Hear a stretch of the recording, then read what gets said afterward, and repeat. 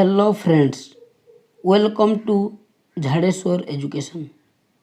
तो फ्रेंड्स, आज आम रैपिडेक्स इंग्लिश स्पीकिंग कोर्स बही दशम दिन पाठ पढ़ा। आजिर विषय आपण मानक पई बहुत गुरुत्वपूर्ण अटे। आज दशम दिन अध्याय रे पूर्व पाठ अर्थात प्रथम रु नवम पर्यंत जहाँ पढ़ा होईची ताहा आलोचना करा जाईची। एमिति बहुत शिक्षणीय कथा आज यही विषय रे कुहाजिबो। आपण माने ध्यानर सहित भिडियोटी को शेष जाए देखंतु।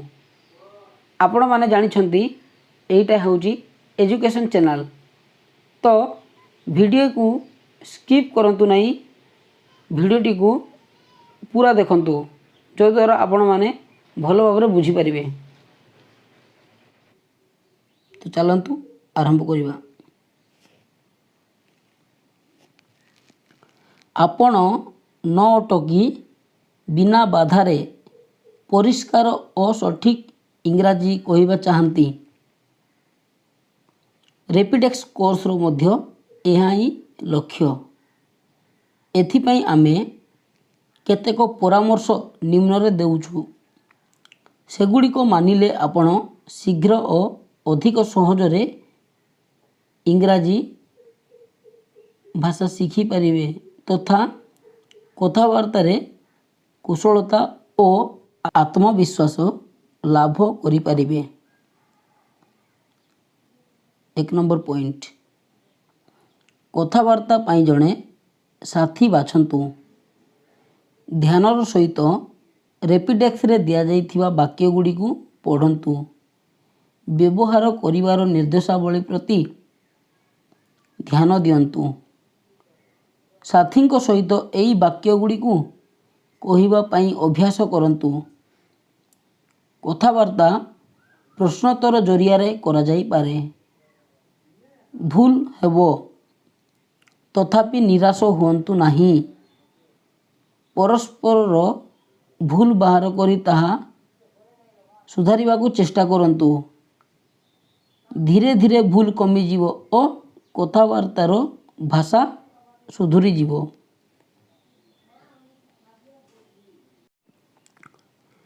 दुई नंबर पॉइंट, आईना आगरे बसी वाक्य गुड़िक कहंतु। सठिक भाव और उच्चारण सहित बारंबार कहंतु।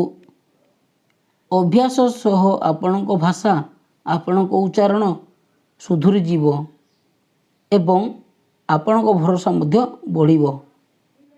दशम दिन एही परि भावरे किछि टेस्ट और किछि एक्सरसाइज दिया जाइछि। एगुड़िक करिबा परे आपणको भाषा ज्ञान बढ़िबो एवं निजे परीक्षा करि परिबे जे आपण केते शिखिचंती एवं केउठार सुधारिबा दरकार अछि। तो देखंतु एठार गोटे अभ्यास तालिका दिया हैछि। ड्रिल टेबुल्स दुईटी टेबुल दिया हैछि। ए टेबुल रे थिबा वर्ड गुडी को नहीं आपण माने सेंटेंस गठन करंतु आउ खातार नोट करंतु। जेतिकी वर्ड आपण देखि परजंती बहुत गुडाई सेंटेंस होबो। तो आपण माने प्रथमे याकू देखि देखि सेंटेंस गठन करंतु, तापरे आगु को बढ़िबे। मु आपनकू केतोटी एग्जांपल कहि दउची। He is ready, she is ready, एमिदी सेंटेंस गठन करंतु। तालिका 1 और 2 को नहीं 24 वाक्य कहंतु। कहिबा परे कौनसी अन्य लोकों को सेगुड़िकर अर्थ बुझांतु। ऊपर लिखित दुईटी तालिकार 48 वाक्य सकारात्मक अटे। सेगुड़ी को नकारात्मक वाक्य करिया पई आपण कौन करिवे?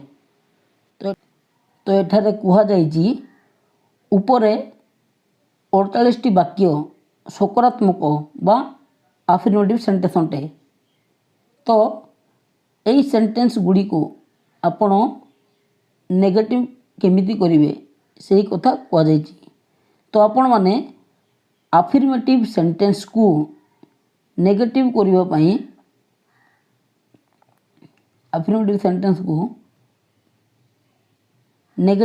ପାଇଁ is, am, are, was, were କ୍ରିୟାପଦ ପରେ ନଟ୍ ଯୋଡ଼ିବେ। ତେବେ ଯାଇକି ଆପଣଙ୍କର ଆଫର୍ମେଟିଭ୍ ସେଣ୍ଟେନ୍ସ ନେଗେଟିଭ୍ ସେଣ୍ଟେନ୍ସରେ ପରିଣତ ହୋଇଯିବ।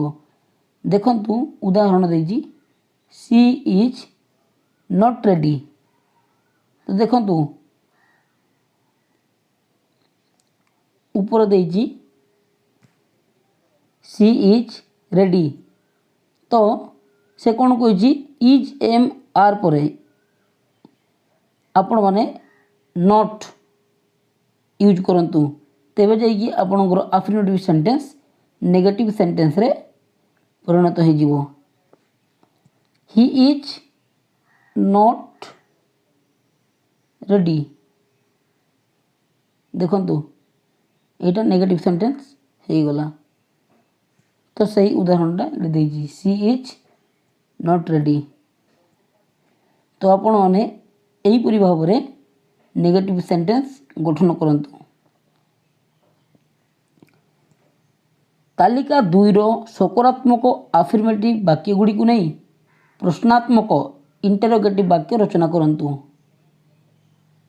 ତାପରେ ଆଉ ଗୋଟେ ଜିନିଷ ଏଠାରେ କହିଛି, ଏଇ ଟେବୁଲ୍ 2ରେ ଥିବା ୱାର୍ଡ଼ ଗୁଡ଼ିକୁ ଆପଣମାନେ ସେଣ୍ଟେନ୍ସରେ ପରିଣତ କଲେ। ତାପରେ ସେଇ ଆଫର୍ମେଟିଭ୍ ସେଣ୍ଟେନ୍ସକୁ ଇଣ୍ଟରୋଗେଟିଭ୍ ସେଣ୍ଟେନ୍ସ କରିବାକୁ କହିଛି। ତ ଏହାକୁ ଆପଣମାନେ ଇଣ୍ଟରୋଗେଟିଭ୍ ସେଣ୍ଟେନ୍ସରେ ପରିଣତ କରିବେ।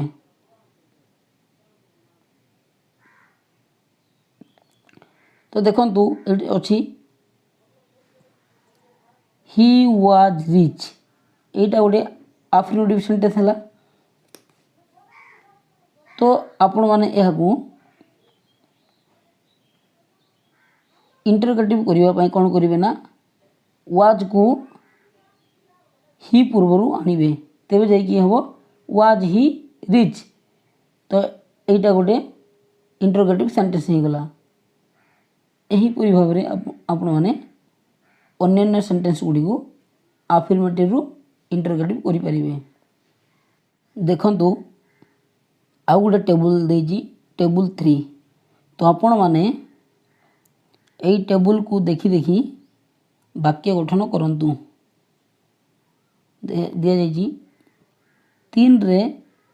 ଟେବୁଲ୍ 3ରେ 64ଟି ବାକ୍ୟ ଦିଆଯାଇଛି। ନିଜ ସାଥୀଙ୍କୁ ତାଲିକାରୁ ତାହା ପଢ଼ି ଶୁଣାନ୍ତୁ। ତ ଆପଣମାନଙ୍କ ପାଇଁ ଏଇଟା ଟାସ୍କ ରହିବ। ଆପଣମାନେ ନିଜେ ପଢ଼ନ୍ତୁ ବା ଆପଣଙ୍କ ସାଥୀକୁ ବି ପଢ଼ି ଶୁଣାନ୍ତୁ। ଦେଖନ୍ତୁ ତାପରେ ରହିଛି ଟେବୁଲ୍ 4। ତ ଏଇ ଟେବୁଲ୍ 4ରେ 1, 2 କଲମରେ ଯୋଡ଼ି କରି 10ଟି ବାକ୍ୟ ଦିଆଯାଇଛି। ଏହି ବାକ୍ୟ ଗୁଡ଼ିକୁ ଆପଣଙ୍କର ପଛ ପାଠରୁ ନିଆଯାଇଛି। ତ ଦେଖନ୍ତୁ ଏଇ ଯେଉଁ ଟେବୁଲ୍ 4ରେ 1 ଏବଂ 2ରେ ଯେଉଁ ସେଣ୍ଟେନ୍ସ ଯାକ ଦିଆଯାଇଛି ସେଇଟା ପୂର୍ବ ପାଠରୁ ନିଆଯାଇଛି। ତ ଆପଣମାନେ ପୂର୍ବ ପାଠ ଯଦି ପଢ଼ିଛନ୍ତି ତାହେଲେ ହିଁ କରିପାରିବେ। ତ ଏଇଟା ବି ଆପଣଙ୍କ ପାଇଁ ଟାସ୍କ। ଆପଣମାନେ ପୂର୍ବର ପାଠ ଯାକ ପଢ଼ିଲେ ହିଁ এই ସେଣ୍ଟେନ୍ସ ଯାକ ଯୋଡ଼ି ପାରିବେ। ତ ଆପଣମାନେ ସ୍କ୍ରିନଶଟ୍ ନେଇ ମଧ୍ୟ ତାକୁ ଖାତାରେ ଲେଖନ୍ତୁ ଆଉ ପୂର୍ବ ପାଠ ଗୁଡ଼ିକ ଦେଖିଲେ ଏଇଟା କରିପାରିବେ ଆପଣମାନେ।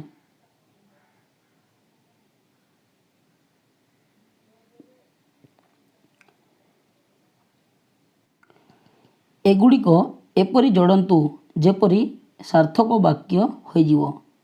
ଏହି ବାକ୍ୟ ଗୁଡ଼ିକୁ ଲେଖନ୍ତୁ ଓ ସେଗୁଡ଼ିକର ଓଡ଼ିଆ ଅନୁବାଦ କରନ୍ତୁ। ଦେଖନ୍ତୁ ଅଭ୍ୟାସ ପାଇଁ देइछि आपण माने प्रैक्टिस करंतु। प्रथम दिन यही वाक्य गुड़िक किछि भूल रही भूल सुधारतु और वाक्य गुड़ी को अभ्यास करंतु। एक नंबर क्वेश्चन देखंतु good night uncle how are you संध्या 6टा बेले is he your cousin brother she is not my cousin sister good afternoon my son प्रातः 9टा बेले गुड मॉर्निंग मदर दीपर 2टा बेले। तो यहाँ भूल मध्य अच्छी तो ये सेंटेंस गुड़ा को ठीक करंतु। केते बेले कुआ हबो सेरा मध्य ठीक से लिखंतु। आपण माने ए वाक्य गुड़ी को केते बेले कुआ जीवो सेरा सब आपण माने जानि चंती तो सेही भूल को सुधारंतु। एही वाक्य गुड़िकर इंग्राजी और ओडिया रूप प्रति ध्यान दियंतु एवं बुझंतु कि दुईटी भाषा रे वाक्य गुड़िकर वचन नंबर मध्य की प्रकार अंतर रही।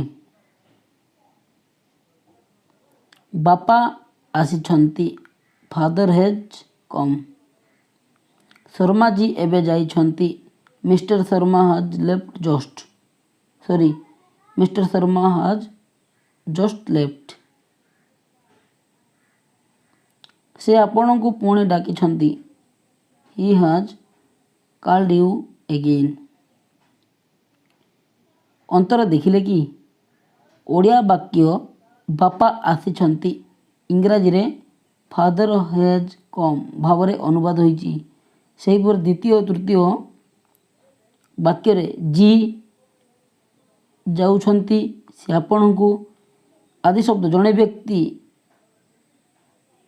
बापा और तुम सहित संबंधित बहुवचन नुहे। तेणु आपण ओडियारू इंग्राजी वाक्य लेखिला बेले मनरू सम्मान व आदर सूचक वाक्य को सीधा करंतु। यथा श्री शर्मा एबे जाइछि से तुमको डाकिछि तेबे ऊपर लिखित वाक्य गुड़ी को इंग्राजी रे अनुवाद करिवारे असुविधा हेबो नाही। प्रथम दिनर टेल बॉक्स देखंतु। द्वितीय दिन आपण माने कोन करिवे किछि शिष्टाचार कथा को दोहराई नियंतु। आपण काहारी घर को जाइछंती और से आपण को बड़ खातिर करिछंती तेबे आपण कहिबे थैंक्स फॉर योर हॉस्पिटैलिटी आपणको परिचर्य पाई धन्यवाद। तापर देखंतु I am very grateful to you I shall be very grateful to you you have been a great help. यही तीनोटी वाक्य को पढ़ी देखंतु कि एथिरे कौन अंतर रही केउठारे केउ वाक्य को प्रयोग करा जिवा उचित। कौन सी व्यक्ति आपण कहवा अनुसार जदि कौन सी काम करदेले तेबे आपण कहिबे I am very grateful to you मु आपणक पाखरे बहुत कृतज्ञ। You have been a great help आपण मते बहुत साहाय्य करिसंती। सेहीपरि आपण जदि काहाकू आपणक काम करिया पई कहिबे आपण प्रथमरू मु धन्यवाद देवी बोली कहिबे I shall be very grateful to you मु आपणक पाखरे विशेष कृतज्ञ रहिबी।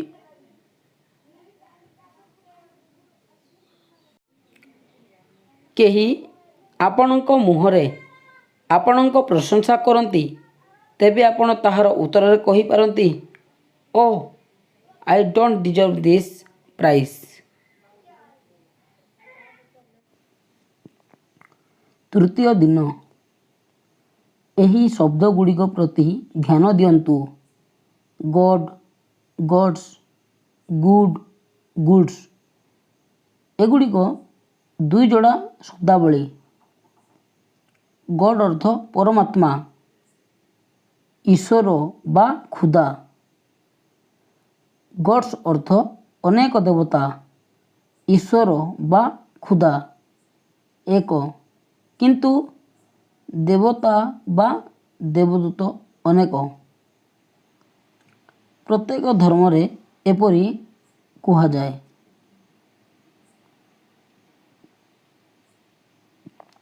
गुड अर्थ भल, एटा होची विशेषण पद। गुड्स अर्थ जिनिस पत्र बा समान संज्ञावाचक विशेष्य।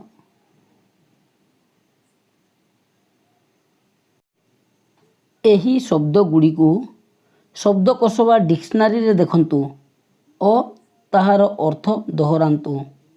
Marvels, splendid, disgraceful, absurd, excellent, nonsense. एही शब्द गुड़िकर आश्रय बुझंतु कि एगुड़िक कि प्रकार भाव प्रकट करती। नेस्टी, ओ, हेलो, हरो। चतुर्थ दिन कौन करेंगे देखंतु।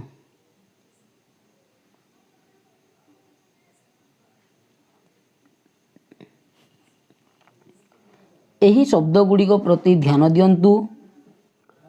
Well begun, half done, to err is human, to forgive divine, thank you, just coming.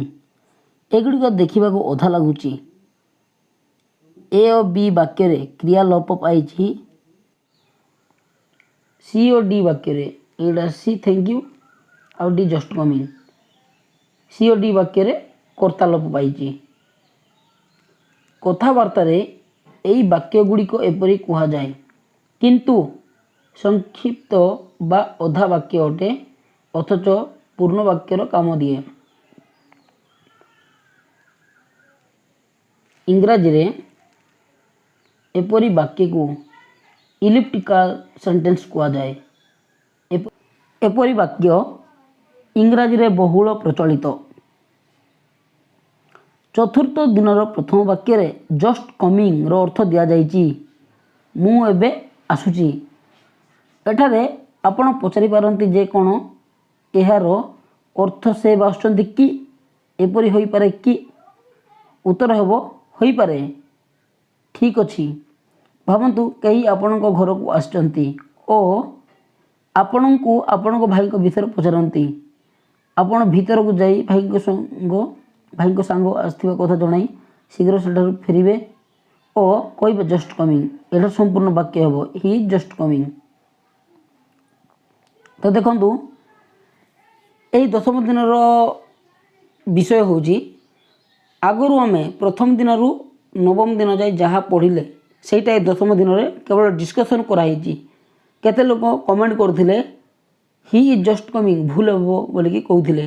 तो सही जिनस ये देइछि पूरा डिटेल्स देइछि मु जा कहली तेणुकर यहाँ ठीक आप बुझा चेष्टा करते पढ़ी। बर्तमान आम पंचम दिन देखा। देखो पंचम दिन पाठर कौन देता ये डिस्कसन कर वाक्य गुड़ी को ध्यान सहित देखु। You speak English, do you speak English. प्रथम वाक्यटी सकारात्मक, ये सकारात्मक पॉजिटिव वाक्य। द्वितीय वाक्यटी हूँ प्रश्नात्मक इंटरोगेटिव। प्रथम वाक्य रे डू क्रिया आरंभ रे जोड़िबा द्वारा प्रश्नात्मक वाक्य होइछि। एहीपरि डू डज सहायक क्रिया जोड़ी निम्नलिखित वाक्य गुड़िकर प्रश्नात्मक वाक्य रचना करंतु एवं सेगुड़िकर ओडिया अनुवाद करंतु। You go to school, you play hockey, she is back from office at 6 PM, mother takes care of her children, they go for morning walk, I always work hard. तो देखो पंचम दिन पाठ में एमती कही आपण मैंने। तो देखु यहीटा पंचम दिन पाठ डिस्कसन करा। पंचम दिन जो विषय अच्छी से विषय को नहीं डिस्कसन करा जाइए। तो आपण मैंने भल कि यहाँ स्क्रीनशॉट मारिक पढ़ु। प्रश्न 11 रे दिया जाइथिबा सकारात्मक वाक्य गुड़ी को ओडिया रे अनुवाद करंतु। वर्तमान कालर अन्य स्पेशल सहायक वर्ब मध्य रे केतक विशेषता अछि। इज, एम, आर, हाज, हाव आदि से गुड़ी को निम्नलिखित वाक्य गुड़िकर प्रयोग करा जाउछि। देखंतु the moon is shining. Is the moon shining? We are listening to you. Are we listening to you? My father has gone out. Has my father gone out? I have seen it. Have I seen it? आग पछरे दिया जाइथिबा वाक्य गुड़ी को देखंतु एवं ध्यान दियंतु कि positive रु interrogative किपरि होइछि।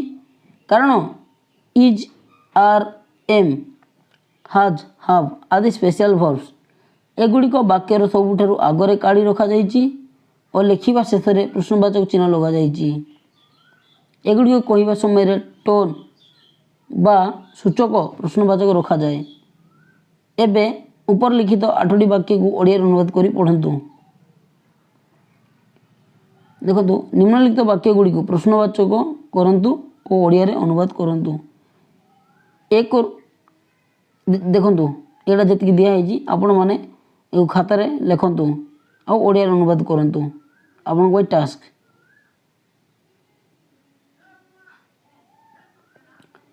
देखंतु षष्ठ रु नवम दिन पाठ रे कौन अच्छी कौन पढ़ाई सेटा खाली डिस्कसन करा होजी। इंग्राजी रे 24टी सहायक क्रिया अच्छी। Do, does, did,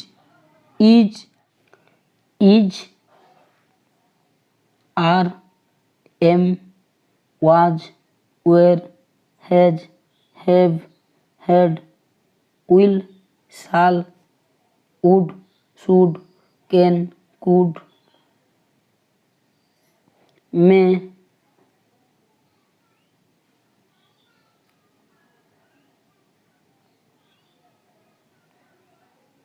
might, must, ought to, need, dare, used to। प्रथमे 13टी क्रिया प्राय टेंस रो कार्य करे। एगुड़िकर प्रयोग आपण पंचम, षष्ठ और सप्तम दिन में देखिपारे। वुड, शुड, कुड, माइट रो परिचय आपण अष्टम दिन में पाई सारी। आपण देखिचंती जे प्राय यही सब क्रिया गुड़िक मुख्य क्रिया सहायता करती। यथा मे आई गो रु प्रश्नवाचक इंटरोगेटिव वाक्य रचना करने को हेले एगुड़िक वाक्यर आरंभ रे आसे। यथा मे आई गो नकारात्मक नेगेटिव वाक्य रचना करने को हेले यही सब सहायक क्रिया परे और मुख्य क्रिया पूर्व नोट जोग करा जाए। यथा आई मे नॉट गो। निम्नलिखित प्रश्नात्मक वाक्य गुड़ी को ओडिया रे अनुवाद करंतु। देखंतु एति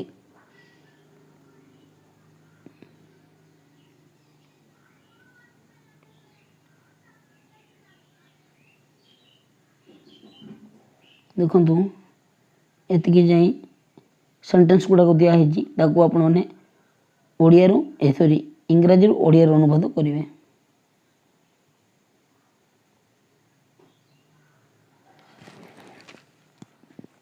एबे आपण जानती जे must, ought, need, dare, used to आदि सहायक क्रिया स्पेशल वर्ब्स को अन्य क्रियापद भली प्रयोग करा जाए।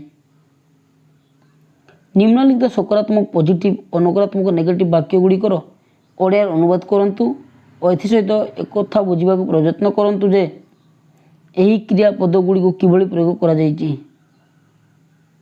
देखंतु देइछि सेंटेंस गुड़ा को आपण माने वीडियो पॉज करी मध्य देखि परिबे। एबे प्रश्न तथा तार संक्षिप्त उत्तर दिया जाइछि एगुड़ी को अभ्यास करंतु। यह द्वारा आपण नुआ और अपरिचित प्रश्न उत्तर मध्य देई परिबे। देखंतु एठार केतक प्रश्न दिखाई तार सहित तार केतक संक्षिप्त उत्तर बा सर्ट आंसर दिखाई। तो आपण मैंने गोटे जिन जानतु गोटे क्वेश्चन रो आंसर दुई प्रकार अच्छी कंप्लीट आंसर आउ सर्ट आंसर। कंप्लीट आंसर माने हो जोड़ा पूरा वाक्य जोड़ा आंसर देवे आउ गोटे पूरा सर्ट रे जहाँ देवे। देखो लिखाई जी डू यू रीड इंग्लिश तले देखो कंप्लीट आंसर कौन अच्छी येस आई रीड इंग्लिश यहाँ हूँ कंप्लीट आंसर आउ सर्ट आंसर हूँ येस आई डू। तो यही देखो ये लिखाई जी can you speak correct English no I can not will you speak to her no I want. तो यहीपरी भाव में यही सेंटेंस जाक अच्छी आपण वीडियो पॉज करिकी खातार लिखंतु और प्रैक्टिस करंतु। साधारण कथबार्ता रे संक्षिप्त उत्तर प्रयोग करने ठीक होता है। जदि केबे आमे शीघ्र कही थाउ फोन रे कथा कही थाउ किंबा दुकान रे ग्राहक मान प्रश्न उत्तर दे थाउ तेज संक्षिप्त उत्तर अधिक स्वाभाविक और भल लगी थाए। यह द्वारा कथबार्तार गति बढ़ी थाए एवं समय संचय मध्य होई पारे। एवं निम्न रे दिया जाइथिबा वाक्यर संक्षिप्त उत्तर पई वाक्य गठन करंतु। ये देखंतु वाक्य दिया है जी संक्षिप्त उत्तर पई वाक्य गठन करंतु। देखंतु एई विषयर शेष रे कोन देजी ना टास्क दिया है जी। देखंतु एईटा एतकी जाए ओडिया रे दिया है जी आर इंग्राजी अनुवाद तले ओलटा ही दिया है जी। देखंतु एईटा आपण माने कौन करेंगे ना प्रथमे देखो यहाँ ओडिया वीडियो को पॉज करेंगे आ स्क्रीनशॉट मारिबे तापरे तलक जाई इंग्राजी रो मध्य स्क्रीनशॉट मारिबे मारिकी ओडिया रो आउ इंग्राजी रो दुटा जाक खाता नोट करेंगे आउ आपण माने पढ़िबे।